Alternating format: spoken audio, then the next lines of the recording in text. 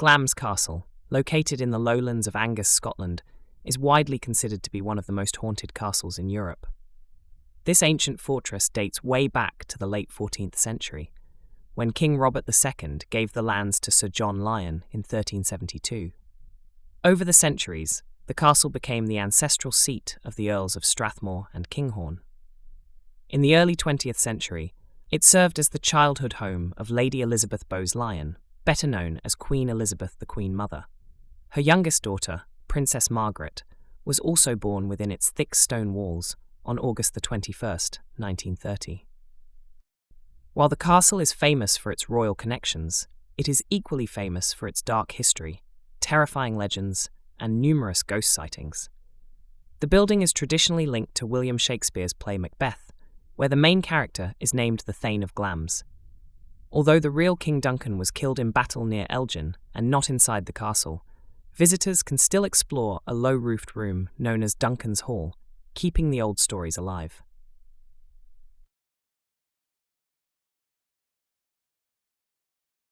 The most famous and tragic legend of Glamis Castle is the story of the monster of Glamis.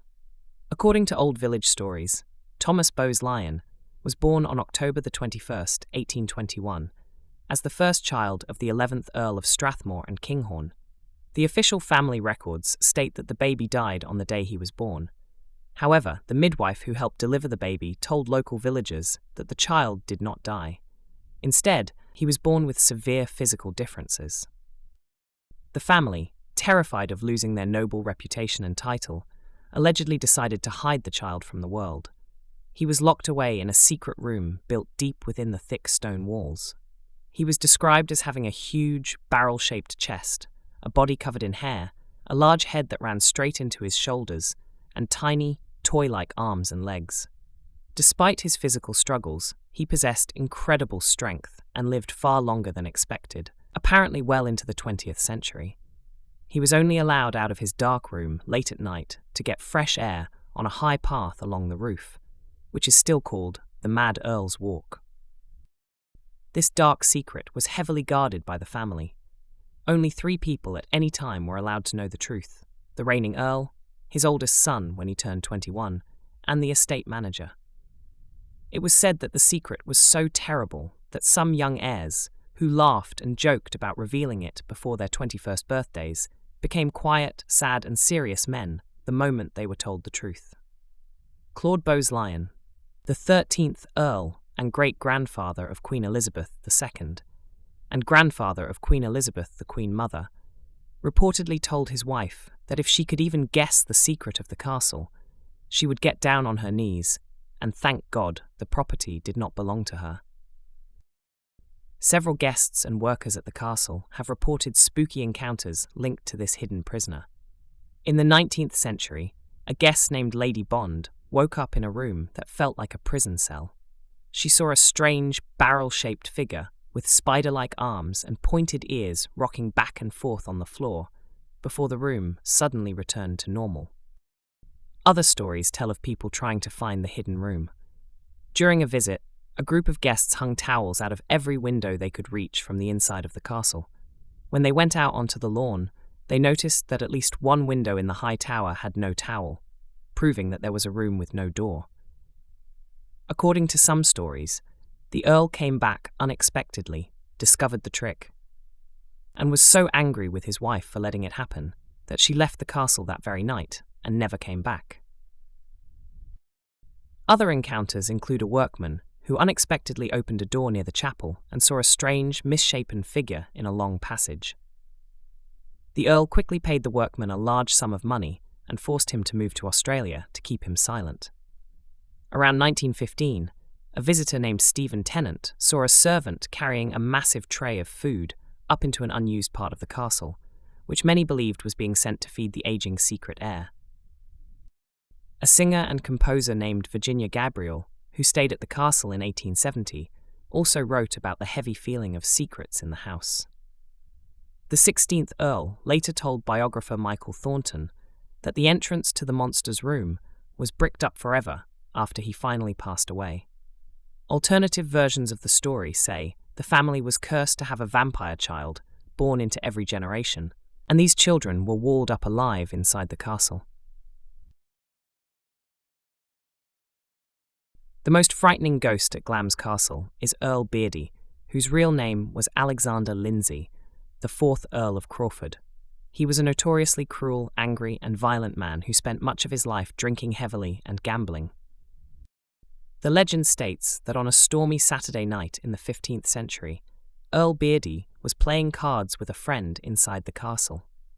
As midnight approached, a servant knocked on the door and warned them that Sunday was about to begin, and that playing cards on the Sabbath was forbidden. Earl Beardy became furious and threw the servant out of the room, shouting that he would play cards until doomsday, or even with the devil himself. His friend, terrified of angering God, put on his coat and left the castle.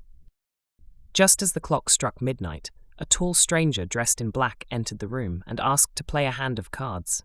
He offered a bag of shiny red rubies if the Earl won, but demanded the Earl's soul if he lost. The Earl, half blind with drink and greed, agreed. They locked the door and began a loud, angry game. Hearing a great commotion, a curious servant peeked through the keyhole. Suddenly, a bright beam of light shot through the keyhole and blinded the servant in one eye. Inside the room, the stranger vanished, taking the Earl's soul with him. People believe Earl Beardy is doomed to play cards with the devil in a hidden, bricked-up room in the West Tower until the end of time. Visitors and staff have reported hearing loud stomping, angry swearing, and the sound of rolling dice and shuffling cards coming from the solid walls of the tower after dark. Guests sleeping in the castle have also woken up in a cold sweat to find a dark, bearded man in armor standing over their beds, staring down at them before vanishing.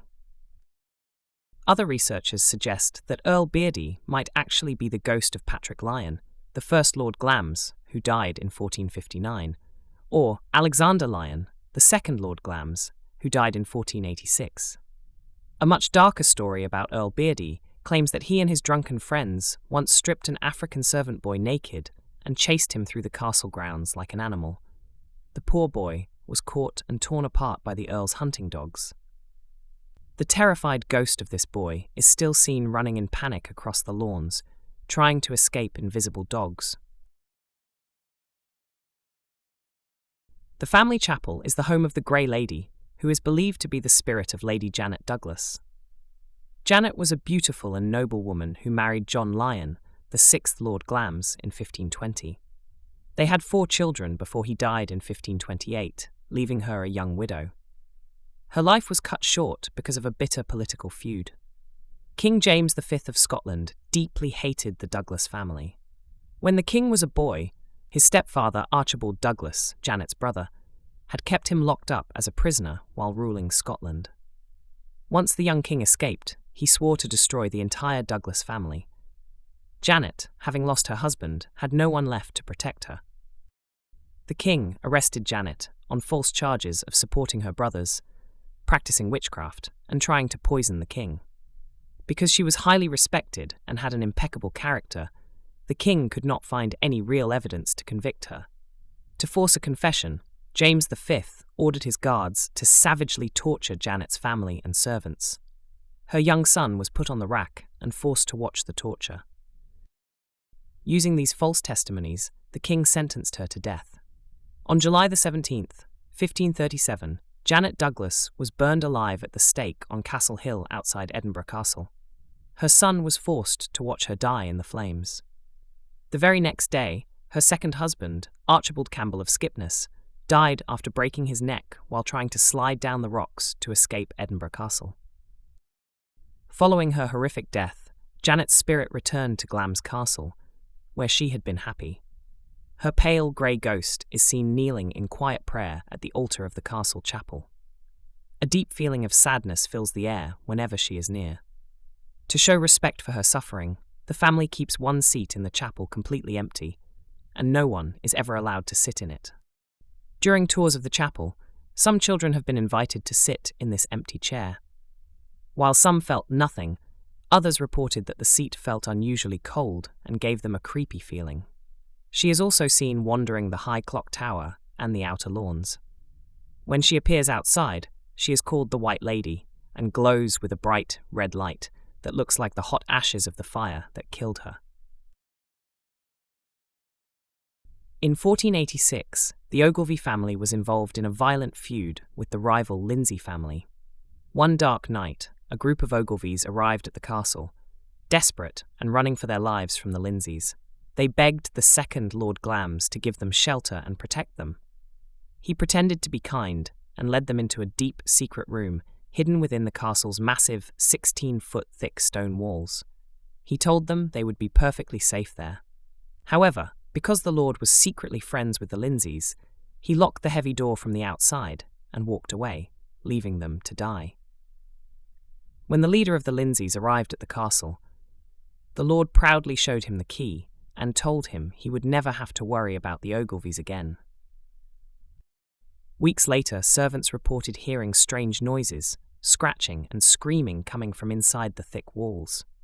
When they finally opened the door, they were horrified to find a pile of rotting bones and bodies. One man was barely alive, having survived for a few extra days by eating the flesh of his own dead family members. The room was bricked up and sealed forever, but it is still known as the Haunted Chamber. To this day, visitors and staff feel an overwhelming sense of dread, coldness, and unease whenever they stand near this part of the castle.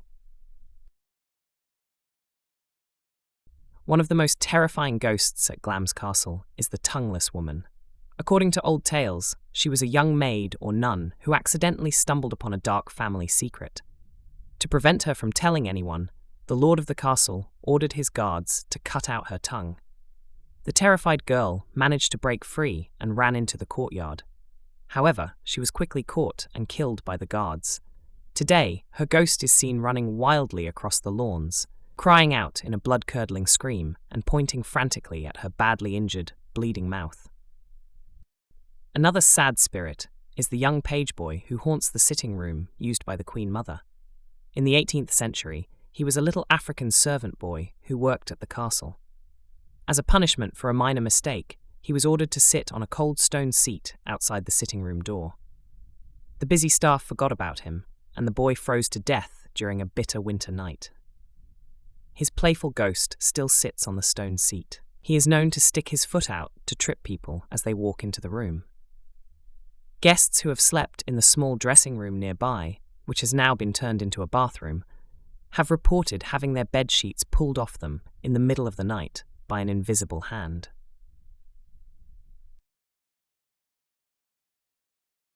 Supernatural stories are tied to the very land on which Glamis Castle sits. Long before the stone castle was built, the site was used as a royal hunting lodge.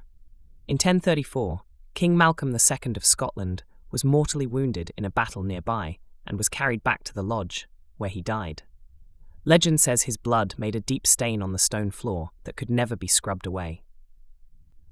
The builders eventually covered the stain with heavy wooden boards to hide it. The ghostly shape of the king is still seen wandering through the older parts of the castle.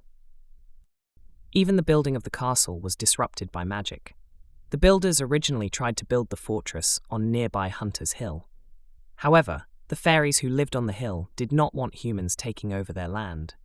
Every night, the fairies secretly dismantled the stone walls and scattered the rocks. Eventually, a loud, booming voice from the sky told the builders to move down to the boggy valley instead.